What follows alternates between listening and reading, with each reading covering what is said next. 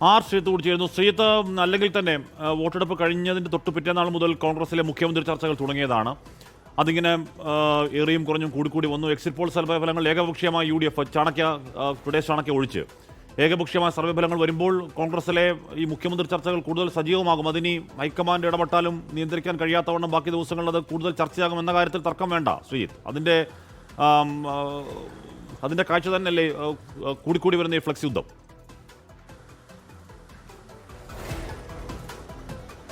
ഹാഷ്മി, തീർച്ചയായും കോൺഗ്രസിന് ഇത്തവണ അധികാരം കിട്ടുമെന്നൊരു ഉറച്ച പ്രതീക്ഷ പൊതുവിലുണ്ട്. അതുകൊണ്ട് തന്നെ മുഖ്യമന്ത്രി സ്ഥാനത്തേക്കുള്ള ചർച്ച നേരത്തെ തന്നെ തുടങ്ങിയിരുന്നു. എന്തായാലും ഫലപ്രഖ്യാപനത്തിന് ഇനി മണിക്കൂറുകൾ മാത്രമാണ് ബാക്കിയുള്ളത്. അതുകൊണ്ട് തന്നെ ചർച്ച അതിൻ്റെ എല്ലാ അർത്ഥത്തിലും പുരോഗമിക്കുന്നു എന്ന് തന്നെ പറയാം. നാടകീയമായ പല മുഹൂർത്തങ്ങൾക്കും ഇനി കേരളം സാക്ഷിയാകാനിരിക്കുന്നു എന്നുകൂടി നമ്മൾ പറയേണ്ടതുണ്ട്. കാരണം മുഖ്യമന്ത്രി സ്ഥാനത്തേക്ക് ഉയർത്തിക്കാട്ടുന്ന 3 പ്രധാന പേരുകൾ, അത് KC വേണുഗോപാലിൻ്റെ പേരുണ്ട്, പ്രതിപക്ഷ നേതാവ് VD സതീശിൻ്റെ പേരുണ്ട്, മുൻ പ്രതിപക്ഷ നേതാവ് രമേശ് ചെന്നിത്തലയുടെ പേരുണ്ട്. ഈ 3 പേരെ ചുറ്റിപ്പറ്റിയുള്ള ചർച്ചകളാണ് കോൺഗ്രസിനകത്ത് നടക്കുന്നത്. ആർക്കാണ് MLA-മാരിൽ ഭൂരിപക്ഷം കിട്ടുക എന്നതാണ് ഏറ്റവും നിർണായകമായ കാര്യം. കോൺഗ്രസിന് മത്സരിക്കുന്നതാണ്ട് 90 സീറ്റുകളിലാണ്. കുറഞ്ഞത് അധികാരത്തിലേക്ക് വരണമെങ്കിൽ 40 സീറ്റെങ്കിലും കോൺഗ്രസ് ഒറ്റയ്ക്ക് പിടിച്ചേ മതിയാവൂ. അപ്പോൾ ഈ 40 കോൺഗ്രസ് MLA-മാരിൽ ആർക്കാണ് ഭൂരിപക്ഷം എന്നതാണ് നിർണായകമായ ചോദ്യം. അതിൽ ഒരുപക്ഷെ KC വേണുഗോപാലിനായിരിക്കാം കൂടുതൽ MLA-മാരുടെ പിന്തുണ എന്ന് പറയപ്പെടുന്നു. എന്നാൽ രമേശ് ചെന്നിത്തലയും ഒട്ടും പിന്നിൽ പോകില്ല എന്നാണ് അദ്ദേഹത്തിൻ്റെ ആത്മവിശ്വാസം.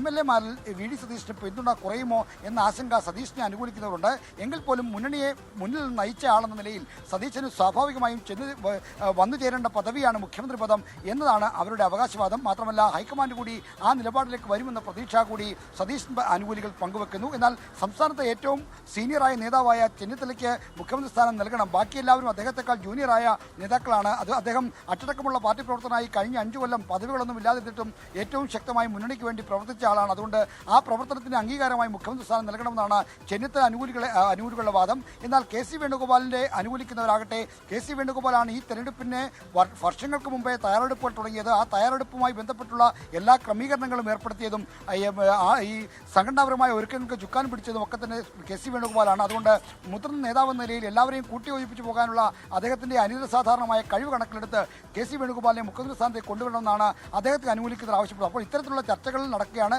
MLA-മാരുടെ ഭൂരിപക്ഷം ഉറപ്പിക്കാനുള്ള നീക്കങ്ങളാണ് ഇപ്പോൾ തകൃതിയായി അണിയറയിൽ നടക്കുന്നത്. ഹാഷ്മി, ഓക്കെ.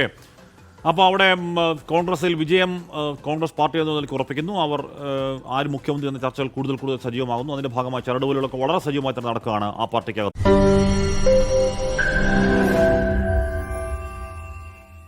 ലോകത്തെവിടെയായാലും ഏത് സമയത്തും 24 വാർത്തകളും ഓഗ്മെന്റഡ് റിയാലിറ്റി പാക്കേജുകളും എക്സ്പ്ലെയിനറുകളും വിശദമായി കാണാൻ ഞങ്ങളുടെ YouTube ചാനൽ നിങ്ങൾക്ക് സബ്സ്ക്രൈബ് ചെയ്യാം.